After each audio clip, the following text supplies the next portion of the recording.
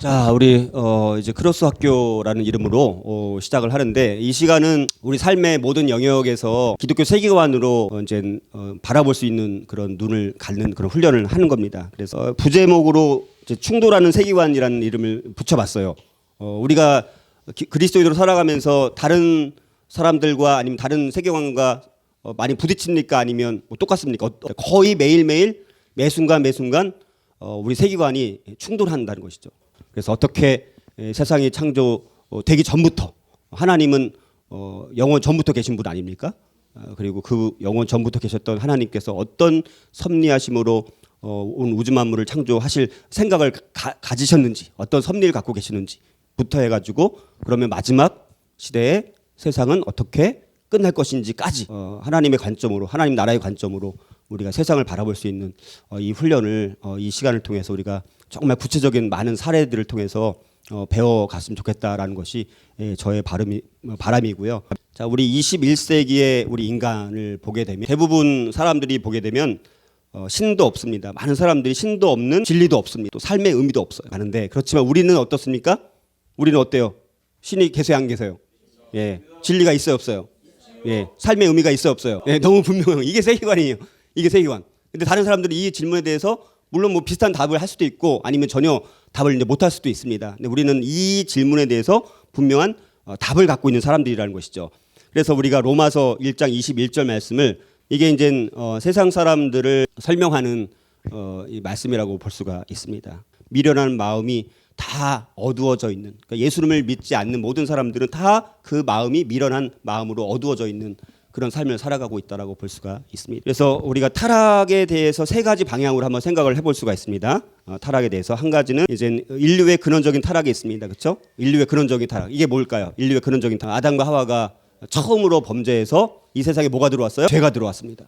죄가 없는 이 세상에 죄가 들어옴으로 인해서, 근데 그 죄는 파괴력이 매우 큽니다. 그래서 아담과 하와에게만 끝나는 것이 아니라 그러니까 하나님과 인간과의 관계가 깨지고, 인간과 인간과의 관계가 깨지고, 인간과 자연과의 관계가 다 파괴된 인류의 근원적인 타락이 있었고, 또 하나의 타락은 역사를 보게 되면 진리에 대해서 알고 있었지만 이를 외면한 민족들을 통한 타락이 있었습니다. 사실 유럽을 말하는 거예요, 일종의. 그러니까 유럽이란 나라는 정말 하나님의 특별한 섭리로 기독교가 사실 유럽으로 먼저 들어간 셈이잖아요. 그래서 그리고 기독교가 유럽에서 정말 번창했습니다. 거기서 굉장히 많이 성장했어요. 그런데 오늘날 유럽은 어떻습니까? 관광지로 바뀌었어요. 관광지. 성도들이 없다 보니까 그렇게 정말 번창했던, 부흥했던 유럽의 교회들이 이제는 관광지로 전락을 해버린 이 세상 가운데 살아가고 있다라는. 근데 점점 미국도 그렇게 되어가고 있고 우리나라도 그렇게 되어가고 있어요. 유럽의 일이 이제 남의 일이 아니라는 거예요. 그 우리의 일이 될 수 있다. 우리도 엄청나게 1970년대, 80년대 엄청난 부흥을 경험했습니다. 그때 부흥과 더불어서 우리나라도 굉장히 성장했어요, 사실은. 근데 오늘날은 교회가 많이 이제 왜곡되고 많이 약해졌습니다. 그래서 다음 세대는 정말 3% 미만이라고 불릴 만큼 오히려 다음 세대는 미전도 종족이 되어버린 나라가 된 거예요. 정말 이게 남의 일이 아니라는. 그리고 세 번째로는 진리를 알고 그 후에 고의적으로 진리를 외면하는 순환 과정. 복음에 대해 알고 있었지만 나중에 의도적으로 진리를 외면하게 된 사람들이 많아요, 안 많아요? 옛날에 교회 다녔다고 하는 사람들 주변에 보면 이렇게 많이 있어, 없어요? 지금은 안다. 그 주변에 많습니다. 전도하려고 하다 보면 자기 옛날에 교회 다녔다고 얘기하는 사람들 많잖아요. 근데 문제는 지금 안 믿고 있다는 거예요.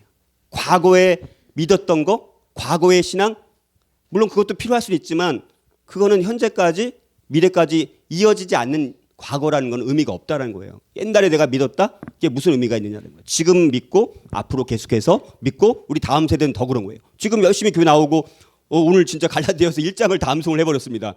굉장히 기적 같은 일이죠. 그것이 그런데 지금 암송하는 걸로 끝나면 되는 것이 아니라 끝까지 계속해서 이어져야 되고 다음 세대에게 또 계승되어지고 다음 세대 계속 계승되어지는 일들이 일어나야 된다는 것입니다. 자, 이건 제가 좀 뭐 해본 적이 있는데 뭐가 보이죠? 개구리가 보입니다. 뭐가 보여요? 개구리 말이죠. 근데 이게 같은 그림이에요. 같은. 개구리의 눈이 말의 코예요. 그러니까 이걸 이렇게 왼쪽으로 돌려보면 이게 되는 거예요. 그래서 그러니까 이거를 이제 말씀드린 이유는 뭐냐면 결국은 우리가 어떻게 보느냐에 따라서 달라질 수 있다는 거예요. 그래서 세계관은 안경이다라는 말이 있어요.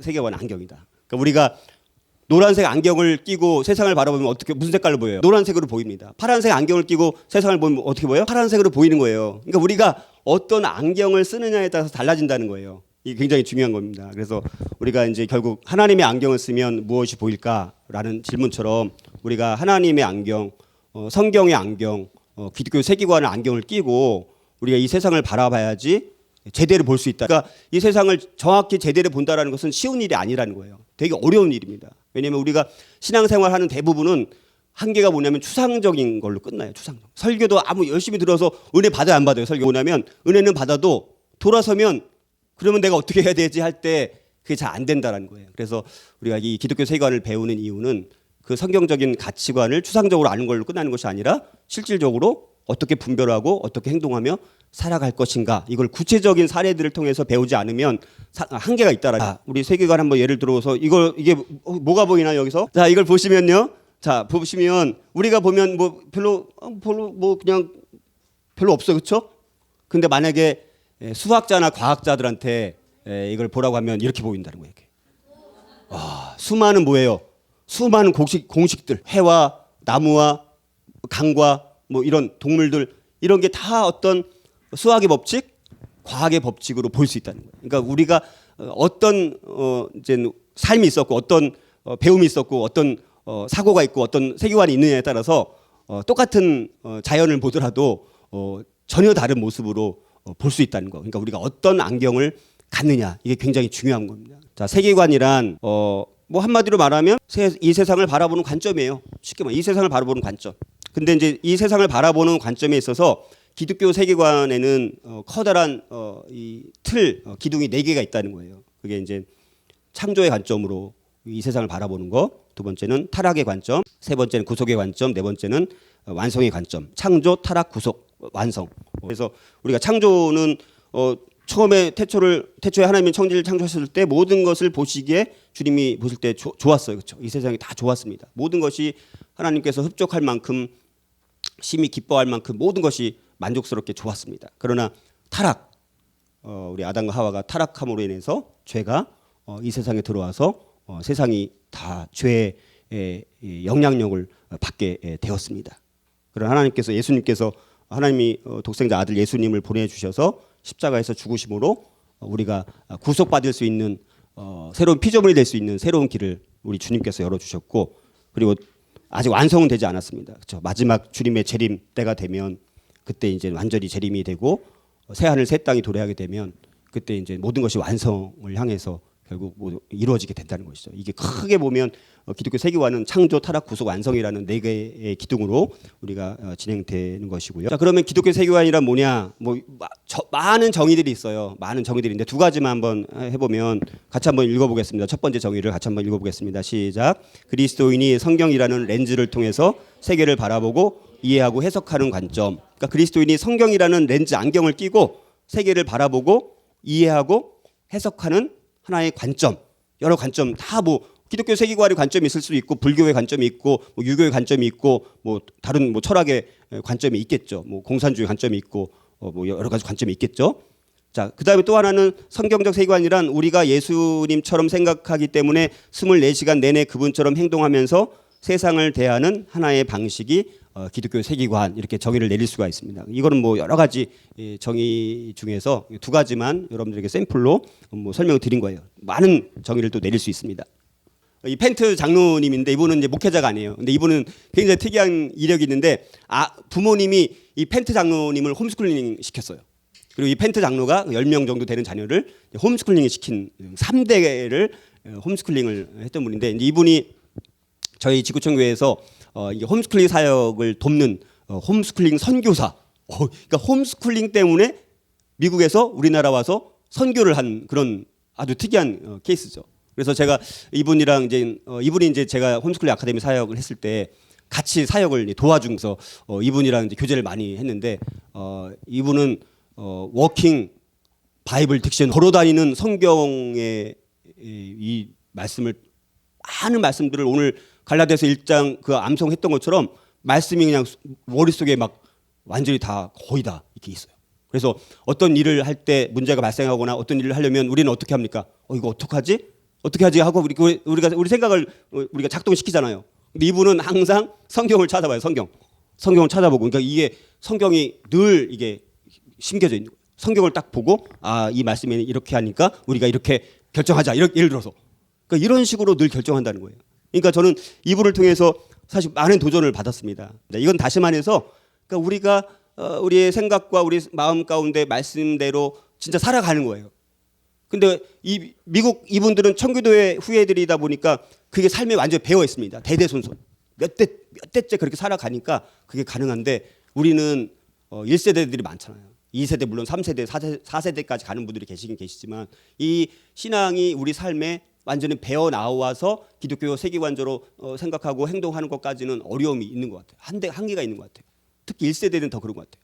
우리가 살아왔던 너무 이 세상에 때 묻은 오염된 것들이 너무나 많다 보니까 그거를 벗겨내는 작업이 너무너무 어려워. 그래서 그 오염된 때 묻은 것들을 우리가 벗겨내는 작업이 안 되고 신앙생활 하다 보니까 이게 늘 부딪히는 거예요.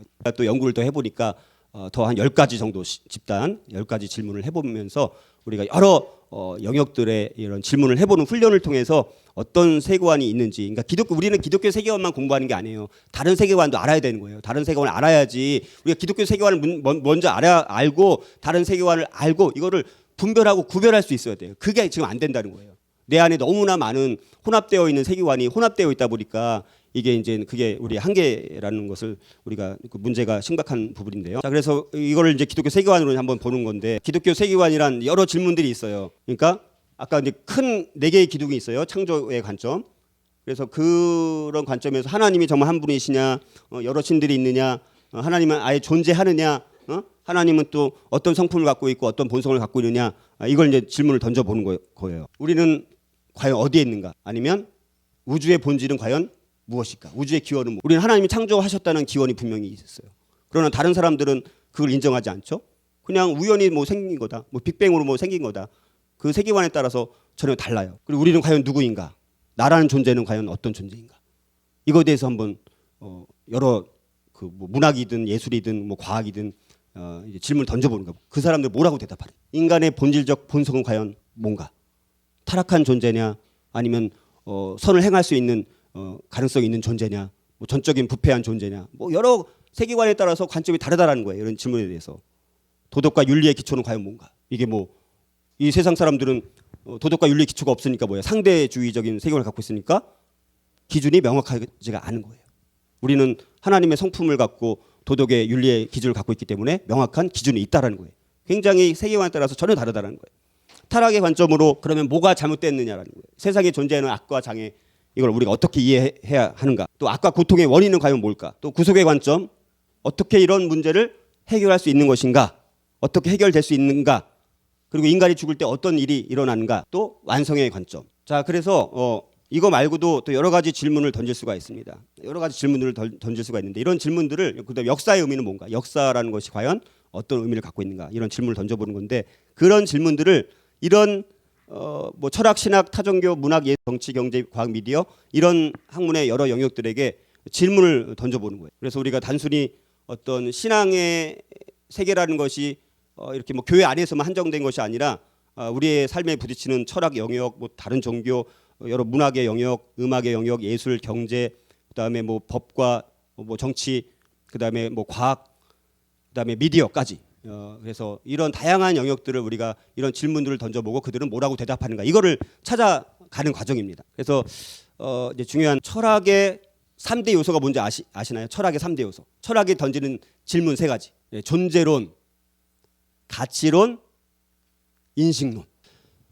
자, 이런 철학이 던지는 3가지 질문에 대해서 우리 기독교 유신론은 이 대답을 분명히 갖고 있다는 거예요. 첫 번째는 이 존재론적인 질문에 대해서 성경은 뭐라고 말씀하시냐면 하나님이 자존자라고 말하는 자존자가 뭐예요?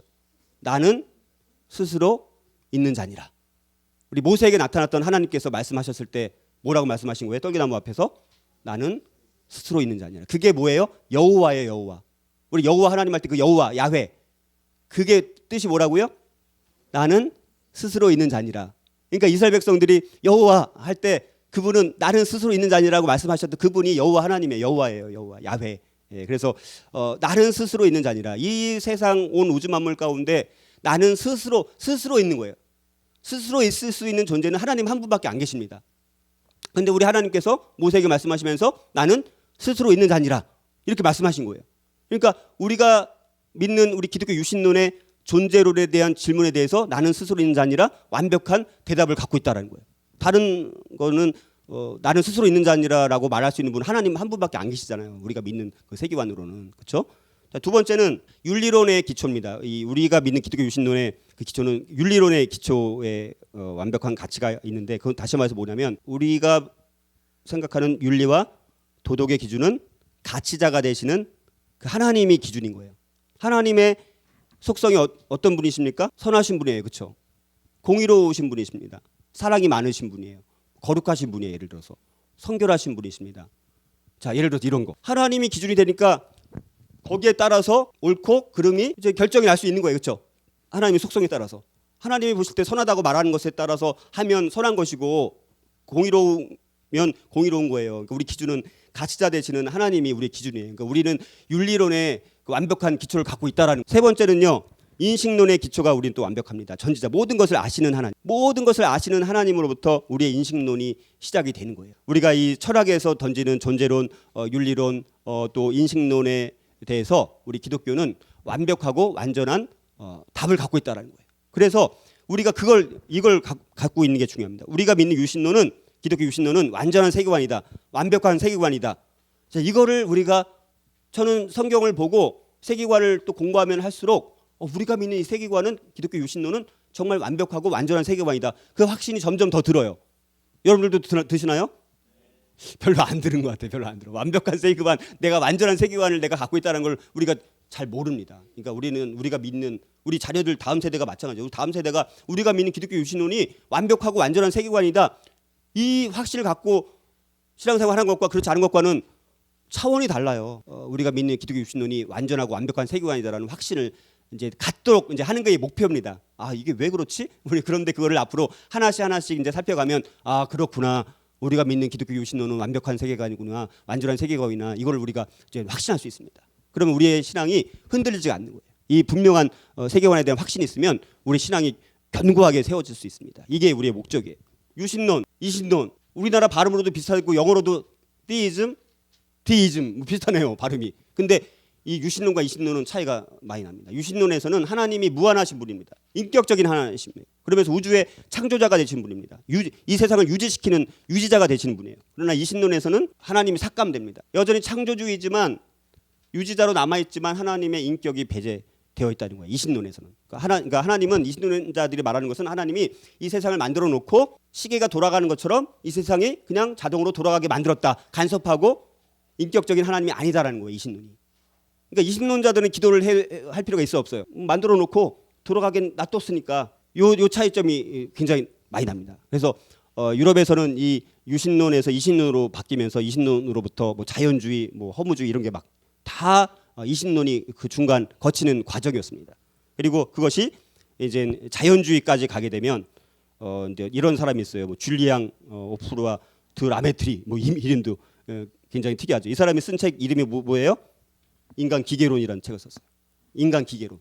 이름 자체에서도 뭐가 풍깁니까? 인간은 기계라. 그러니까 자연주의에 이르면 하나님은 완전히 삭감된 존재예요. 아무런 의미가 없습니다. 그 자체가 소멸되어 버렸습니다. 이 세상에 있는 많은 세계관이 다 뭐에 기초하고 있냐면 자연주의에 근거하고 있습니다. 자연주의. 그러니까 하나님은 삭감되어 있고 소멸, 존재 자체가 없습니다. 그러니까 인간이 물질로 보게 되어 있어요. 그러니까 그 유물론이 됐고 인간 기계론. 이 사람은 인간이 기계라는 이런 책을 썼어요. 그리고 우리가 그래서 이제 이런 거죠. 우리 삶에 많은 선택을 할 수 있습니다. 그렇죠? 근데 우리가 나는 어떤 사람은 빨간색을 선택할 수 있고 파란색을 선택할 수 있어요. 이건 잘못됐어요. 뭐 아니면 괜찮아요. 그렇죠? 내가 뭐 빨간색 선택할 수 있고 나는 뭐 파란색 선택할 수 자유잖아요. 자, 그런 문제는 우리는 괜찮아요. 그러나 우리가 이 확신을 가져야 신념, 그러니까 선택은 우리가 좀 자유롭게 할 수 있습니다. 그러나 우리가 믿는 그 확신에 대해서 성경적 가치관에 대해서는 분명한 확신을 가지고 그거는 기호의 문제가 아니라 해야 될 일인 거예요. 그 길을 가야 되는 거예요. 우리는 선택의 문제, 많은 사람들은 그냥 선택의 문제로 많은 것들을 생각해 볼 수가 있어요. 근데 우리가 어떤 영역은 선택의 문제가 있긴 있어요. 선택할 수 있습니다. 그러나 우리가 믿는 성경에 대한 가치관에 대한 확신을 갖고 있는 것들은 우리가 우리가 확신을 갖고 해야 될 것. 옳고 그름의 문제는 그런 걸 하지 말고 옳은 것을 하는 거. 그 확신 가지고 우리가 따라가야 된다는 것이죠. 그래서 이제 우리가 영웅의 개념도 많이 달라요. 우리 중국 영화 보면 중국 영화 맨날 주제가 뭐예요? 중국 영화 맨날 복수하는 얘기. 그래서 복수해서 이기면 영웅이 되는 거죠. 그러나 우리 이 그리스도인 영웅은 어떤 분이 진짜 우리의 영웅이에요? 예수 그리스도. 그분은 어떻게 했어요? 복수했어요? 그냥 십자가에서 죽으셨어요. 아무 대가도 없이. 우리를 다른 사람을 구원하기 위해서 자기가 죽어버린 거예요. 희생하는 거예요. 헌신하는 겁니다. 섬기는 거예요. 그러나 이교 영웅주의는 그렇지 않습니다. 대부분 복수 이야기. 자기 명예를 드높여야 돼요. 그리고 아버지가 죽음을 당했으면 내가 복수해서 그걸 내가 복수해야 돼요. 이 세계관이 달라요.